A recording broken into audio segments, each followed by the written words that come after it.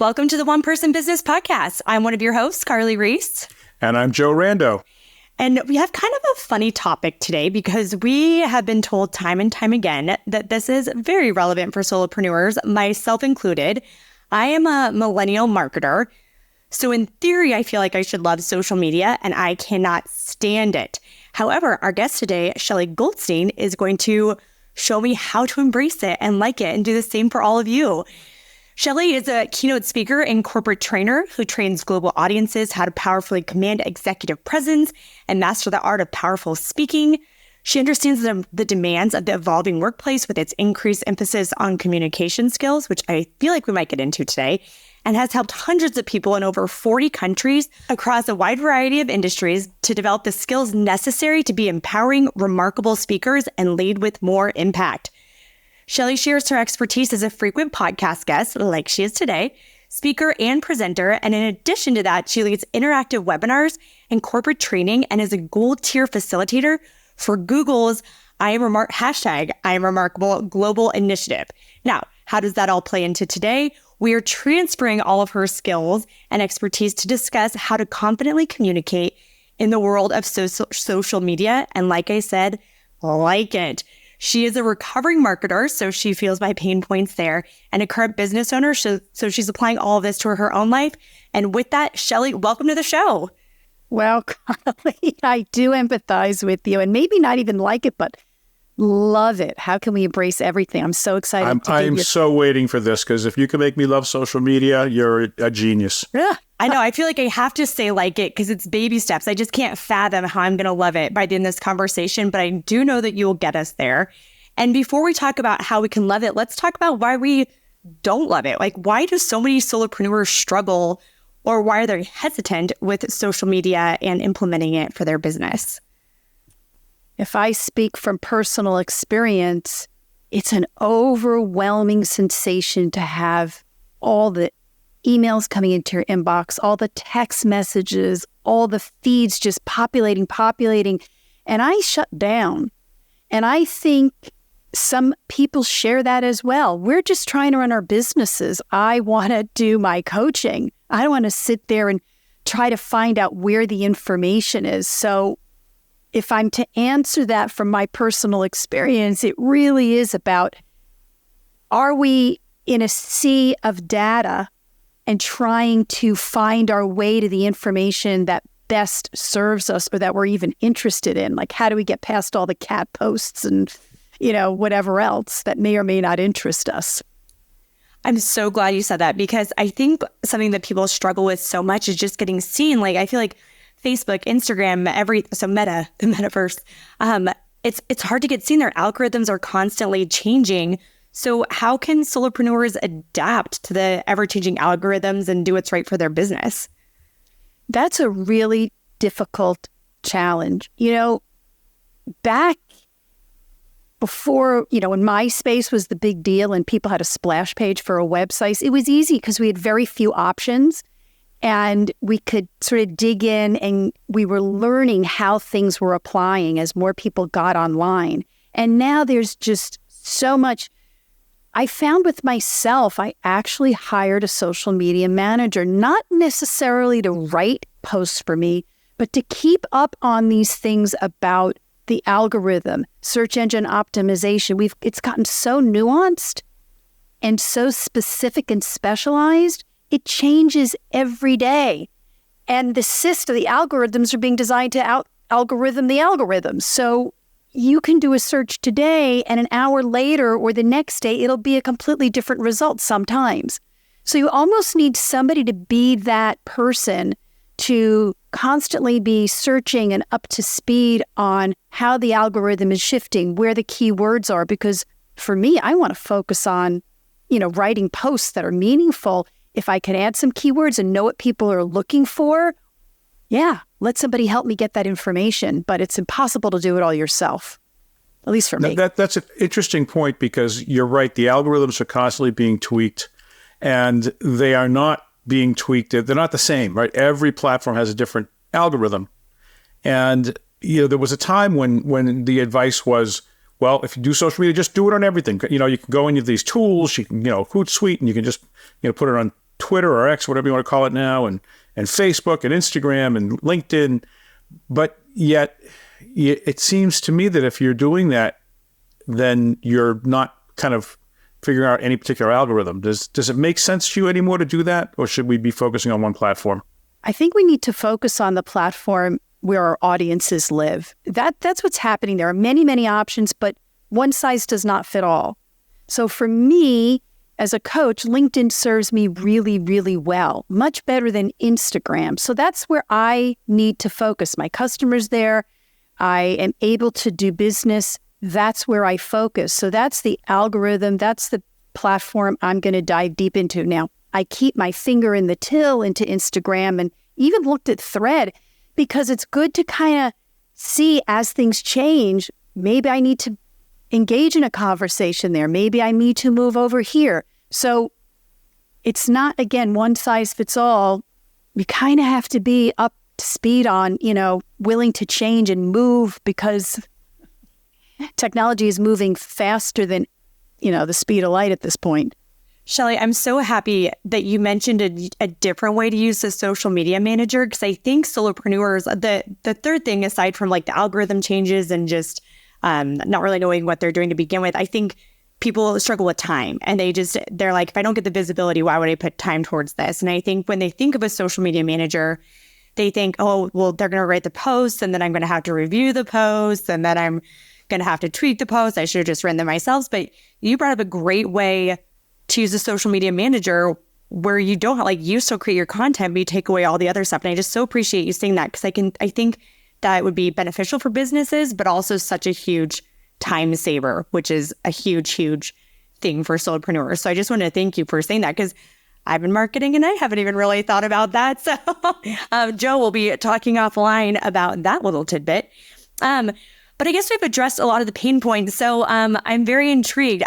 The challenge for you by the end of this episode, no pressure, is to convert Joe and I into people that love social media. And I want to know, are you up for the challenge? Are you ready to dive into this? Challenge accepted. Okay, let's hear it. I'm so excited.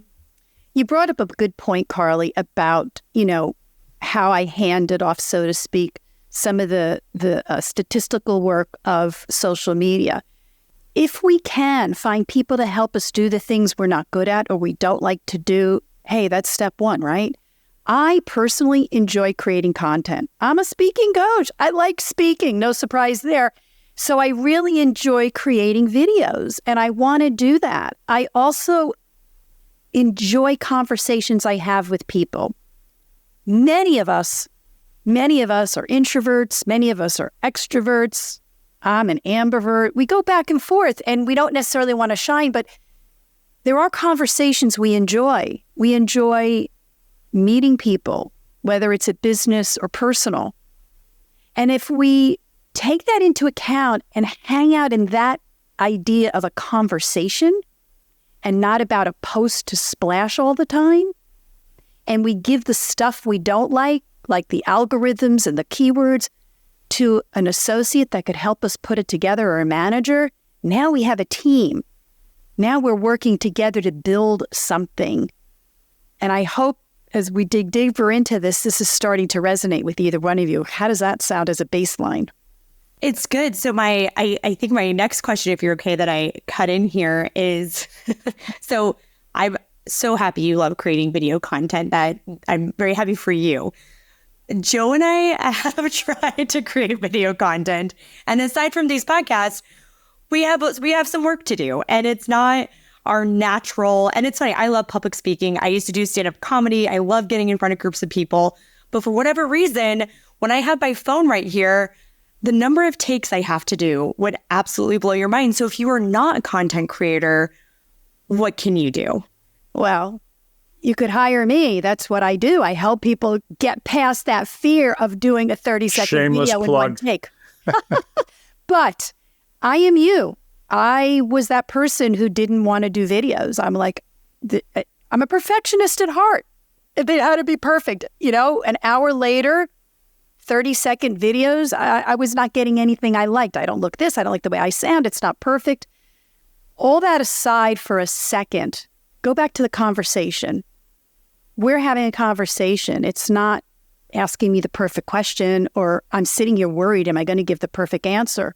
I'm sharing my experiences because I'm an entrepreneur and I believe I share something with you and the audience that we're all trying to build our business and we're all together in facing these challenges. So having a conversation is the first step. I'm not developing content to make a video, to write the clever post. I'm having a conversation with my audience. Hey folks, what do you think of this? This is on my mind today.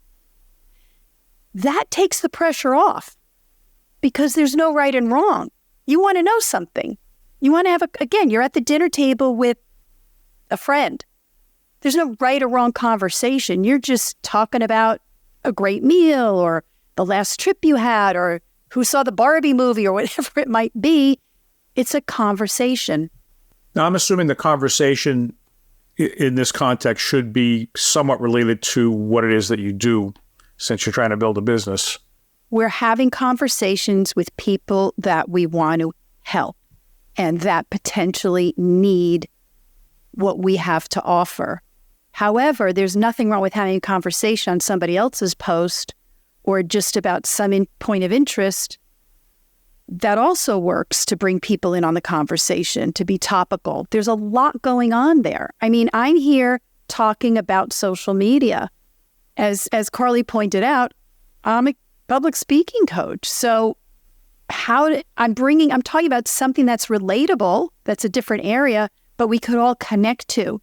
So going on somebody else's post and responding in a conversation, like, yeah, that's a really interesting point. And not to say, hey, that's cool, or wow, congratulations, really as if you're sitting at a cafe or a pub and you're like, that is really fascinating. I had no idea that that's what people did. Da-da-da-da-da-da-da. How did you get there? And start that dialogue. Now you're conversing on somebody else's post, but you're building a relationship because step 2 of the conversation, the point of it is to build relationships. That's how we do business. So I like this because it takes away the intimidation factor, I think, of social media. Like if you just get it down to the basics of, hi, like let's be friends. And to piggyback off of that, if I'm not mistaken, you two met on LinkedIn, correct? And the conversation just started from there. And it's not like Joe was like, hey, I'm building an app and I want you to do this. And I like, go, you didn't, I'm assuming, Joe, because I talk to you all the time. Yeah, assuming correctly. That you didn't just dive into this app that we're building. And Shelly, I'm assuming you weren't like, hey, do you want to do public speaking? Call me, book your call discovery session here. Like it started as a conversation. So I'm warming up to the idea of it just being a conversation as opposed to a post per se. So Shelly, take it from here. So you said the building connections and then building relationships, or conversations and then relationships. I'm going to share that. Take the next beat on that. I was doing these perfect posts. I felt this pressure, as you're saying, and this anxiety. It's got to be a great post. And I got so hung up in that. It was excruciating. Part of why I really disliked doing any kind of posts. When I one day just got so exhausted, I said, you know what? You've got 30 seconds. Just talk about something. And I happened to be doing a workshop on self-promotion for job interviewing. And I just got on the video. I turned it on. I talked about getting laid off. A shameful experience, a humiliating experience. And I just said, if I'm going to connect with these people, they're looking for a job. They've gotten laid off. This was a couple of years ago when the sweeps were happening. I'm like, share your moment. And I started talking about it. It was a very sloppy video. I didn't even have a good camera at the time. And I just talked about getting laid off and how I actually got empowered from it. And I shared that moment. Again, it was a sloppy video, bad quality. Well, that was one of the best posts I ever done as far as getting interaction. People came out of the woodwork. I relate to you. I'm sorry. That's incredible. You're inspiring. I mean, it went on and on. More hits, more views, more everything, more comments, more shares. So sit with that for a second. I'm now talking in a conversation to people that are going, I can relate to that. I was being honest and fair, and I wasn't being all high glossy. And there's nothing wrong with glossy videos. They're terrific. I love doing those too. But to get out of our own way, we could just be ourselves, because I'm hoping people want to work with me because they like me and they want to see who I am. And what a better way to show myself. But you basically, were yourself, but you were also very vulnerable in that video. You were very vulnerable, and I think people respond to that. That's something I'm kind of coming around to, is like, you can be professional and you can do all these things, but boy, when you're human, as George B. Thomas, our most of the time host of Solopreneur Problem Solvers event, says, be a human, and that's what he means. I think is that just being yourself, being a little vulnerable, being honest about your feelings and your strengths and weaknesses really, really resonates with people. I think that's what you're saying. Absolutely. I mean, many of us have heard or listened to a lot of TED Talks. Fair enough? Yeah. They are all about people who are overcoming an obstacle, some kind of amazing hurdle, some experience, a lesson learned, a failure to a win. All the TED Talks, like the majority of them, are all about people going through some challenge and getting to the other side and sharing that vulnerability, sharing that humility, those softened moments to say, I didn't start out great. Nobody starts out great. We're all connected to the story and the journey. The end result that, Elon Musk became a billionaire is the end result. The journey is what we want to see. The struggles of how Microsoft was built, or Apple started in a garage. 2 guys hit it, college dropouts. That's what we connect to, not the fact that they were major successes so much. And TED Talks are all about that. So if we're so entrenched and attracted to storytelling and to the TED Talk journey, there might be something to it in our own journey. Is you saying that we should all develop a backstory like it would for a character in a movie? No, we have a story. It's not to be developed. We've lived it and just share our experience. I got laid off. I'm saying, but to kind of understand what that story is, we've lived it, but it's like I don't necessarily draw upon that as part of who I am on a regular basis, because I've never kind of sat down and thought through, what is my origin story? I love origin stories. I always love the first one of a trilogy, right? I love the first Star Wars. I love the first Lord of the Rings. I'm a geek. But, it's a function of those origin stories are the best. But, I've never thought through my origin story. Well, there's a great you can do that. There's a journaling technique that I usually walk people through that's called a story sprint. And there's a way to literally journal these moments. And it's not only your origin story, Joe. It's, I'm living in Southern California, and this last weekend we had a hurricane warning and we had an earthquake. That's a story to talk about. That's a story. And it's not the origin of my life or career, but it's a story. How does that fear, how does that anxiety relate to perhaps some of the fear and anxiety that some of my clients might engage with? Is there an opportunity there to say, hey, wait, that kind of takes me down a path? I mean, I wrote about Paul Rubens, Pee Wee Herman, when he died. And I saw an interview with him. And quite honestly, I never really followed him at a great stride. I knew he was there. I saw some of his stuff. But in seeing an interview about him, he talked about how he created Pee Wee Herman. And it was because he couldn't remember his punchline. He couldn't remember the joke. And he would get on stage and he would fail miserably. And he, at one point, said, my character, my comic story is, a really bad comedian, one who can't do anything. So he started goofing around, pulling props out of his bags. That's the creation of Pee Wee Herman. Genius, right? But I took that idea and honored not only his genius, but also talked about how that really is finding our own, embracing our own mistakes and things we don't have instead of worrying about what we are missing. Work on what we got. Take the little that we got. If we don't have our lines, how could that mistake turn into something fabulous for ourselves, our genius? And that's a story that just happened a week or two ago. And it was interesting to me. So let me... I liked it. Yeah, I agree. So let me ask you this, because, okay, you're kind of moving the needle with me.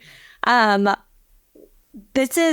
I love the interpersonal relationships that we're talking about here, but we're also talking about solopreneurs who are trying to grow their business. So how do you transition from, hey, Joe, hey, Shelly, this is awesome. Like I really like talking to you. Come on our podcast. That's great.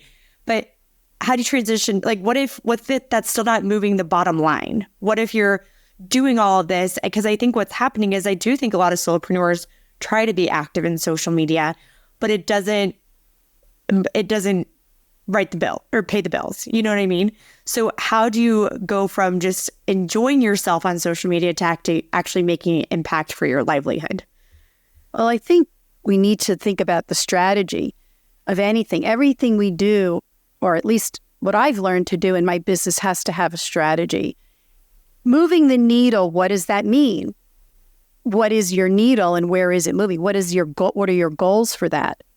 There are people that sell products, and social media, they could, say influencers could definitely click and connect, and they sell products and they make money. There are all different ways that people want to build their business or move the needle. I don't sell a product, I sell a service. But for me, my strategy is that the exposure of it. If I'm out there talking and people engage with me and they see what I'm doing, I get calls to say, be on my podcast. I get calls saying, can you speak at my conference? I get calls, can you coach our team? I really like what you said. How does it work? So I'm actually showing what I do. And because it's something that I love to do, and there's interesting ways that I see this business, it takes me away from trying. Every post has a strategy, but I'm not trying anything just to say, will I connect with somebody? And the more I let go of trying to be over strategic about it, so I guess I should say my strategy is to connect, is to engage with people and have visibility. So therefore, the type of work that I do on social, the conversations really play into that. And over time, it can build into something, and it does.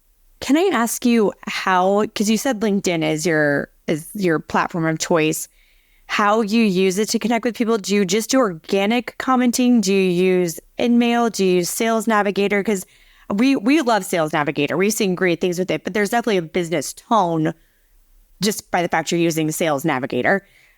So what do you use to make these connections that has been so beneficial for you? I schedule a certain amount of time during the week to just go on LinkedIn. And I look for interesting posts. I scroll the feed. And I stop on something that really stops my attention, and I make a genuinely conversational comment.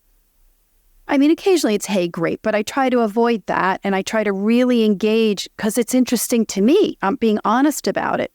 And truthfully, that's been successful for me. I know Sales Navigator works for a lot of people. Again, it kind of has to be your strategy and how it works, but you could probably massage some of the dialogue that's used and make it more conversation. If you're, an old boss of mine said, usually you have to date somebody before you ask them to marry you. So in business, it's the same thing. And we talked about relationships. How can we relate and connect? Can I trust you to help me speak better? Can I trust you to learn marketing or take over my marketing channel? We have to build that relationship. And then once the trust is there and the honesty, and we feel we know the character of who we're talking to, and that could be a week, a year, a month, who knows, then all of a sudden we could say, hey, Joe, I need that thing you've got. And to me, that's honest selling or exchange of businesses. So moving the needle might take a little bit of time, but if you really want to build clients that are going to trust you, like you, and come back, the relationship, I think, is the key. So can I circle back to the very beginning? Because I'm trying to take an approach of like, if it wasn't me asking you these questions, because I'm extroverted. So getting on LinkedIn and being like, oh, yes, I am. For those that can't see Joe. Not me. I was like, yes, I am. I'll get confrontational about it. I'm an INTJ. So Joe, you are a very social INTJ. You're very easy to talk to.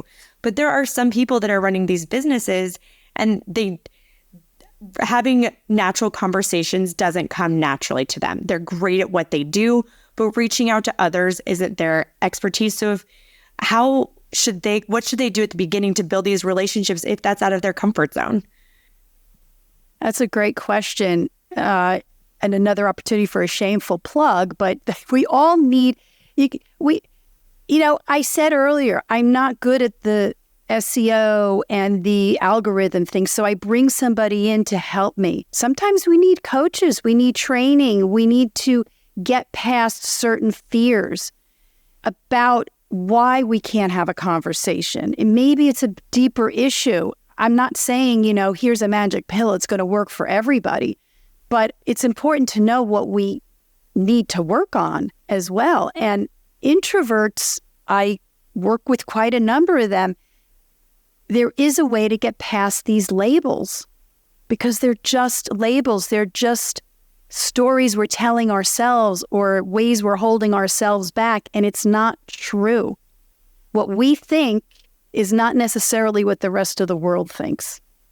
I'll give a great example. Dharmesh Shah, who's the co-founder of HubSpot, and when you go to the Inbound conference, he speaks every year, and everybody loves him. And he is such a self-professed introvert, but he's just got this kind of great, very low-key, but very great personality, and people love him. But, introverted doesn't mean that you don't like people or you don't like even speaking, but it means that it costs you energy. So I go to a party, and after the party, I'm tired. Carly's like probably wired up. Yeah. There's different ways to manage energy. And believe it or not, in speaking, it's all about repurposing that energy. And there are ways to do it.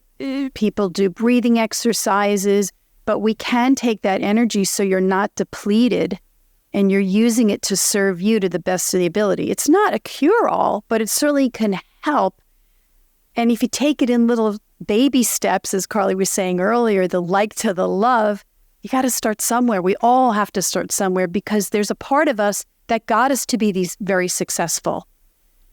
And there's a part of us that's holding us back in every other areas. So there's always work to be done, myself included. So I don't really want to admit this, but I really want to just go start posting. I know that sounds, but I want to see like if I can get to where I want to be with social. You've done it. You've done it, Shelley. Wow. And I just want to see, like, Joe and I keep saying we're going to allocate X amount of time a week to just blasting, like not blasting, that sounds impersonal, but to posting on LinkedIn and engaging on LinkedIn. And we've been saying that for a while. Like we have a lot going on, but LinkedIn is the stuff that keeps getting pushed. And when I say LinkedIn, this is for anybody, like whatever platform of choice you're using. For Lifestar and our company, LinkedIn is where we try to focus our efforts. But we've been dragging our feet with it just because we've had higher priorities. But this conversation has made me want to go in now and actually see if I can move the needle for my personal profile and share Lifestar and everything. Because I've had that dragging my feet feeling for so long, but this has kind of reduced the intimidation, reduced the, I don't want to do this, I don't want to do this, I don't want to do this. And now I'm just curious to see if I can love it. So I guess I'm going to say, maybe I don't love it quite yet. I'm going to stick to my guns, but I want to love it. And I want to try everything that you're telling me to do so that I can. I've got a tip for you and everybody listening on that. A first step. You're in the market. You're in the grocery store. There's a person next to you online. Look in their cart, pick out a product and ask them about it. Hey, is that chocolate ice cream really as good as they say? Start the conversation about the littlest thing.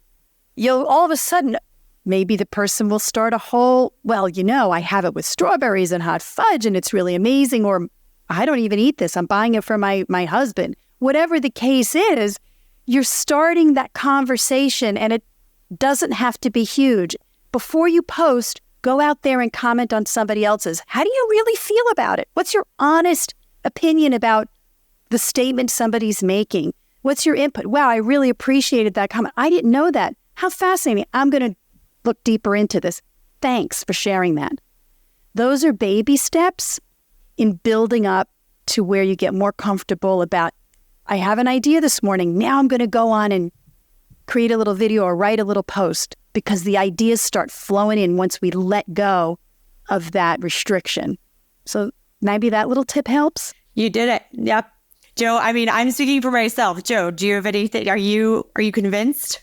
Well, I'm really, really intrigued with the conversational approach, because I guess I wasn't thinking about it quite in those terms. It's not that I wasn't the type that wanted to just go blasting out stuff, but to think of it in terms of just getting, because I do that sometimes, right? So you just go in, you see somebody and they post something, that's really great. I'm really glad to hear that, that your kid is doing well now after surgery or whatever it is. But I never thought about that as being kind of what I was supposed to be doing. I thought that was kind of like what I was doing because I wanted to, as opposed to what I was supposed to be doing. So this kind of reframes a lot of things for me in terms of at least the interaction aspects of social media. Producing the content, got some work to do there, but anyway. We both do. But yeah, I think more than anything, Shelley, you've gotten us excited to test this new approach. And I think for that, you have fully succeeded in your challenge today. And we so appreciate that. Just talking to you, this is the first time we've spoken. And it is so clear to me that you're a coach, that you are empathetic, you understand where people are coming from, you dedicate your life to others finding success, and that's how you find success. So what is your favorite quote about success? Favorite quote about success? God, you're putting me on the spot. All of a sudden I'm going blank here. I think something that I've actually said, it's interesting. I don't know if it's my favorite quote, but I do know that people respond is that we can prepare for the audience that's before us, or prepare for who we think is going to be before us, but we have to listen for who's actually there, which kind of maybe ties it to what we're talking about today. Absolutely. No, I love that. And we actually, sometimes we have repeat quotes from people, and that is definitely one we haven't heard before. So we appreciate that. And I want to say that is probably one of the best quotes on success I've ever heard for salespeople, because I've worked with them over the years, and they often have a habit of kind of going in and giving the presentation that they think they should be giving. And if you're listening, as I have it, going, no, no, this is not where we should be going. And it's so that's a great quote in terms of, is that your quote? It is. Or did you? It is. And I do say it a little better. It's somewhere on my website somewhere, but yes, it is my quote. Send it to me. I will. Send it to me. I think that's a great one for salespeople, because they sometimes forget to listen to, and not kind of just do what they were planning on doing. So thanks. Good and stuff. You said something, Joe, earlier, if I just say, you said want, I want to. And I think Carly said want. And I think that's a really important thing. Part of enjoying it and loving social media is you start really enjoying it that you want to do more of it, as opposed to have to or should. Those are very pressure type words. So continue to want. I think that's the transition that happened with me today. Like I continue to feel like I have to. Now I want to. And I also just want to piggyback off of what Joe was saying for salespeople. Newsflash, if you are a solopreneur, you are also now a salesperson or you're contracting with a salesperson. So definitely take note of that. Shelley, this has been so wonderful. Probably actually one of my favorite episodes we've done so far, Joe, just from a transformation standpoint on my end. If people want to learn more about you, Shelley, where can they find you? I am on LinkedIn at shelleygoldstein.com or LinkedIn, what have you. But you can, you can't find me at shelleygoldstein.com, but remarkablespeaking.com, which might be easier to spell. That is the name of my company. Great. And all of that will be in the show notes. Well, Joe, let's go crank it on the LinkedIn, and listeners. All right. Please go choose your platform where your audience is and get cranking there. Shelley, thank you so much for coming on today. Thanks, Shelley. It's a lot of fun. And I really look forward to engaging with you and having conversations with you off and on LinkedIn. All right. Likewise. And listeners, good luck in your social media endeavors, and we will see you next week. Thanks for tuning in.